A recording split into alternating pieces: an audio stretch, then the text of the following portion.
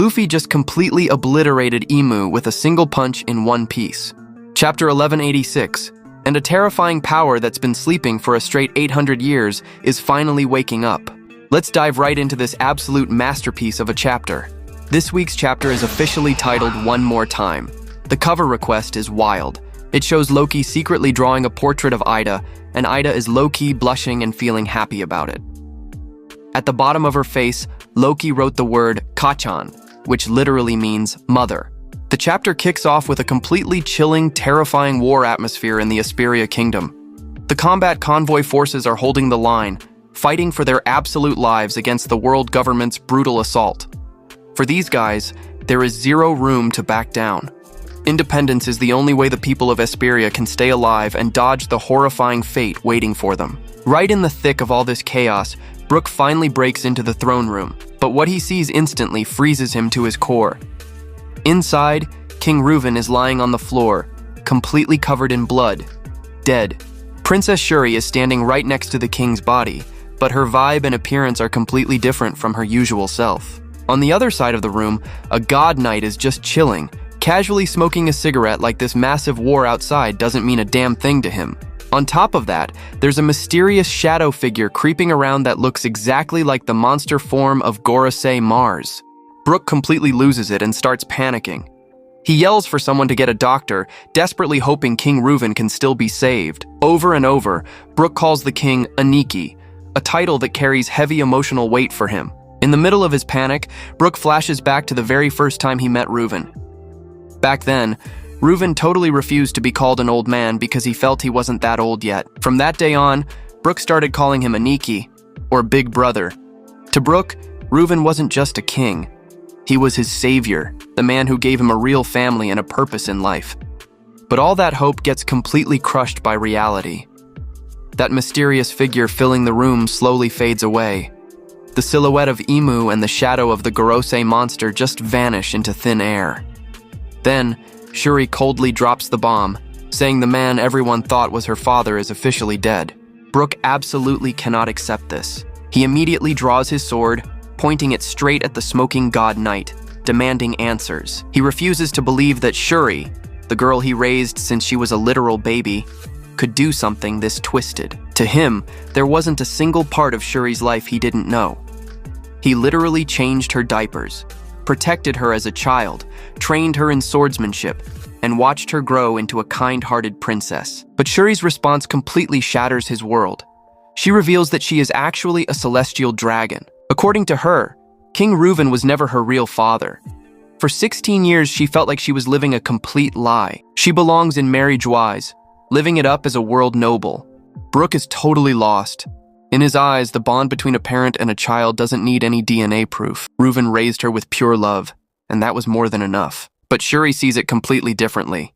She thinks the truth about her bloodline ruined her life. She claims the tragedy hitting Esperia didn't happen because the world government demanded 1,000 slaves. It all went down because King Reuven refused to hand her over.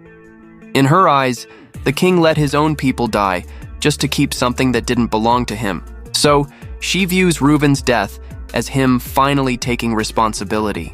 Brook tries to defend the king, warning her that if Esperia loses, the country will turn into a lawless wasteland. But Shuri doesn't give a single damn. The kingdom's fate isn't her problem anymore. Suddenly, the God Knight, who's been quiet this whole time, finally speaks up. His name is Saint Manmeyer Grow, and crazy enough, he actually remembers Brook. Back when Brook was just a kid, he was an afro-haired boy working around Candel, not even allowed to get close to him. What's even wilder? Grow has heterochromia eyes just like Gunko. Brook is completely shook. Grow then reveals the real reason he came to Esperia. He doesn't care about this tiny kingdom at all. His only goal is to retrieve Shuri under direct orders from Imu. Why? Because Shuri possesses an incredibly rare trait, called the bipolar eye or heterochromia. Grow admits he could never awaken it in himself, but Imu believes Shuri can.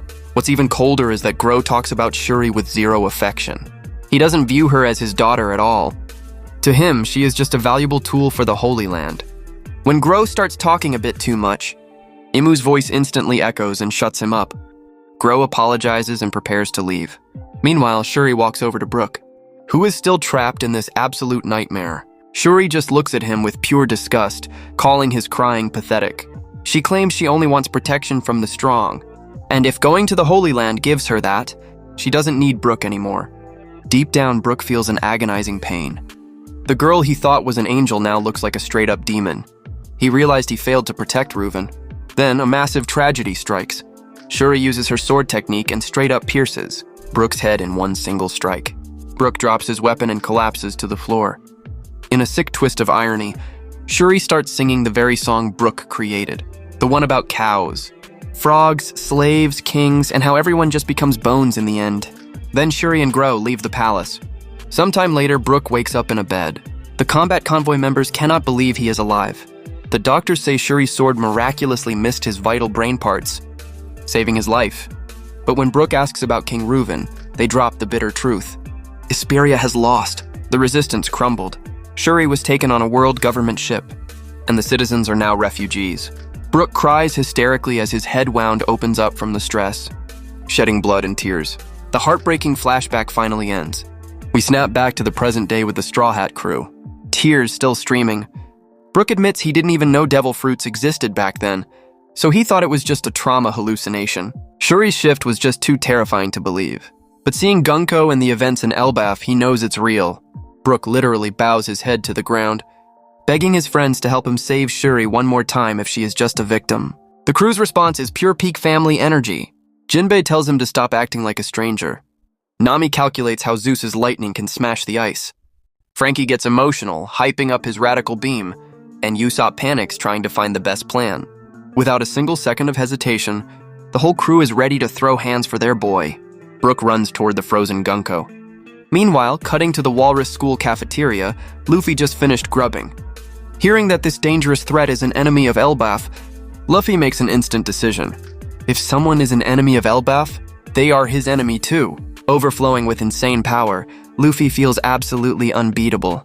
He kicks off his boots, revealing he's been wearing his iconic sandals inside them this whole time. A second later, he leaps straight into the sky. Elsewhere, Loki is facing Imu. Even though he's injured, Loki trash talks the world government for targeting kids, but Imu drops a history bomb. 800 years ago, the giant race lost because they tried to protect their kids. Imu says the nature of a race doesn't change, and controlling the kids means controlling the giants. Elbaf will become a slave to Mu. Loki is confused, but before he can react, a figure blitzes in from the sky at ridiculous speed. Luffy has arrived. Coating his fist with maximum armament and Conqueror's Haki, Luffy pulls his arm way back, screaming at Imu to get out of Elbaf.